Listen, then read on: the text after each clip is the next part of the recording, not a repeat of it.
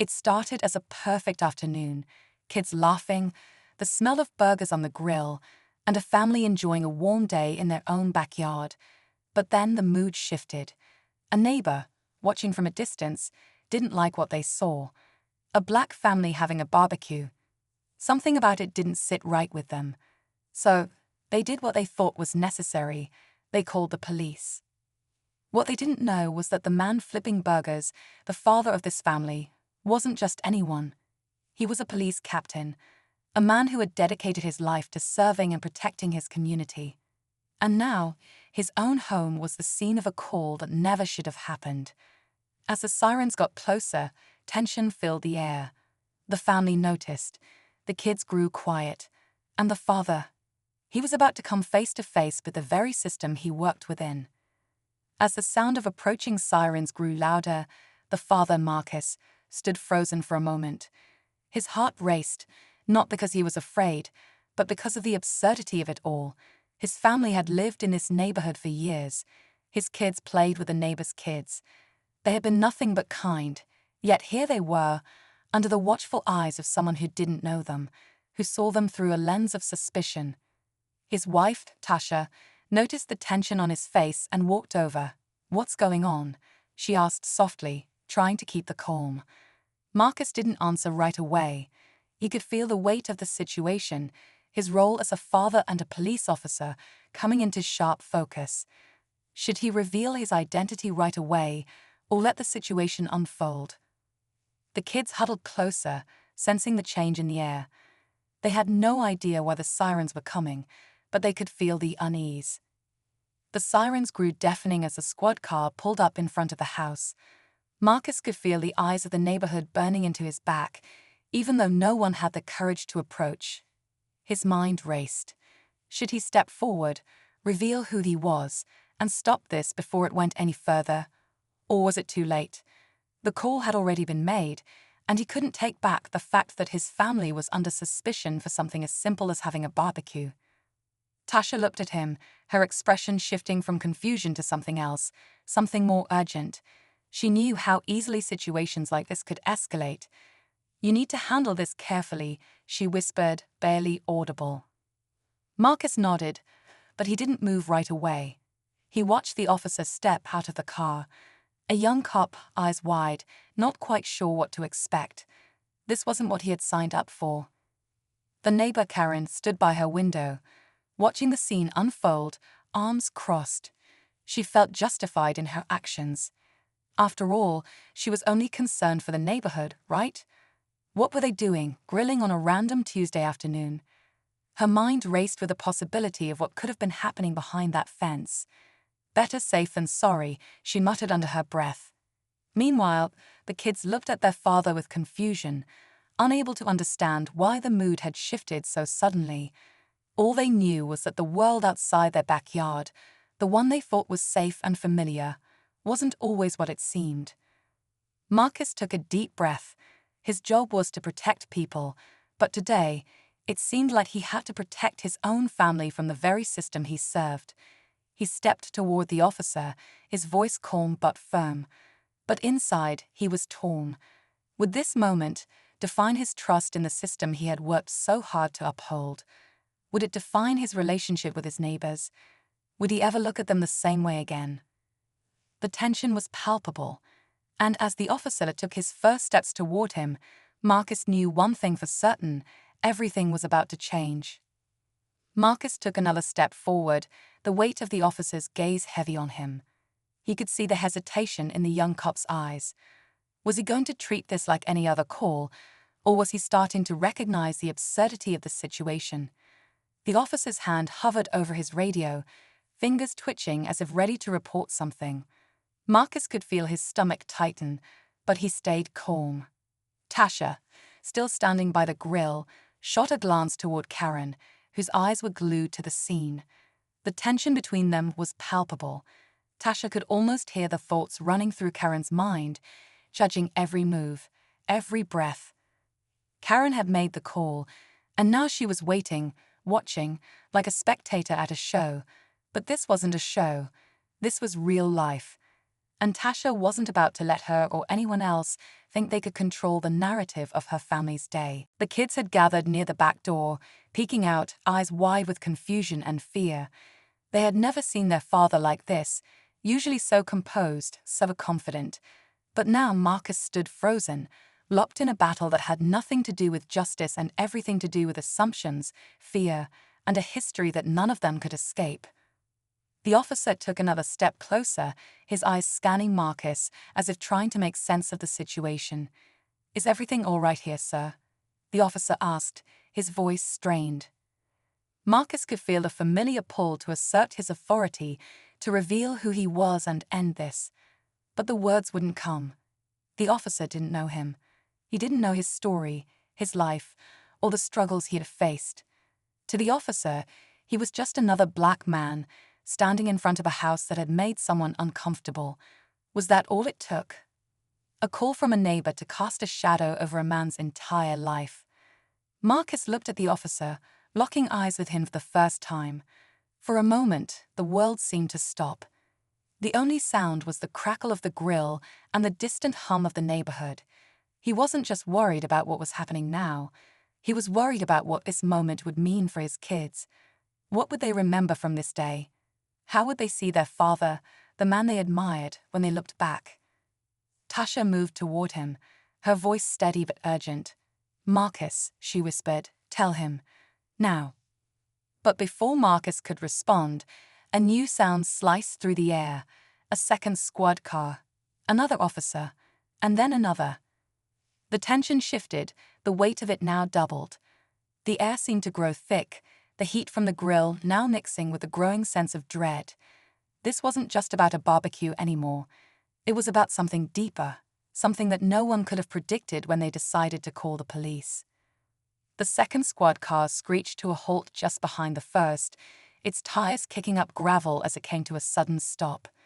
The new officer, older, with a stern face, stepped out and immediately locked eyes with Marcus. But instead of approaching with the usual professional distance, he seemed to linger, studying him with an intensity that made Marcus uneasy. His gut twisted. Something about this officer's gaze was different. It wasn't just confusion, it was recognition. Marcus held his breath, waiting for the officer to speak, but instead, the man paused, his eyes narrowing. Then, in an unexpected turn, the officer turned toward Karen, who was still standing at her window, watching intently. "What's going on here?" the officer asked, his voice sharp.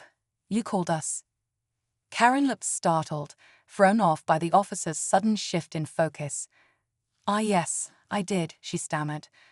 "I saw something strange going on here, and Her voice faltered under the weight of his directness. The officer didn't let her finish. He walked toward her, his boots crunching over the gravel. "This is his neighborhood," he said, pointing to Marcus. "You know him." The words landed like a bomb. Marcus felt his breath catch in his chest. The officer knew him. The realization hit him harder than the sirens had. This wasn't just a random cop responding to a routine call. This officer, too, was a part of the system Marcus had spent his whole life navigating. And now, it seemed like the entire weight of that system was crushing down on him. Karen's face went pale as the officer drew closer, and the tension shifted again. The air was thick with uncertainty, and it felt like everyone was holding their breath, waiting for someone to blink. Karen finally stammered, "I didn't know. I thought." "You thought what?" the officer interrupted, his voice cold and steady. "That you could just make a call and make this family a target." His words were sharp, cutting through the confusion like a knife. For the first time, Marcus saw a flicker of guilt cross Karen's face, but it was quickly replaced with defiance.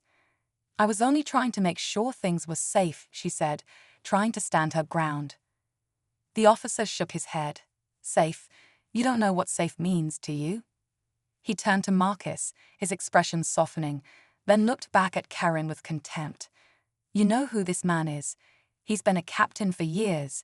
And this call wasn't about safety, it was about fear."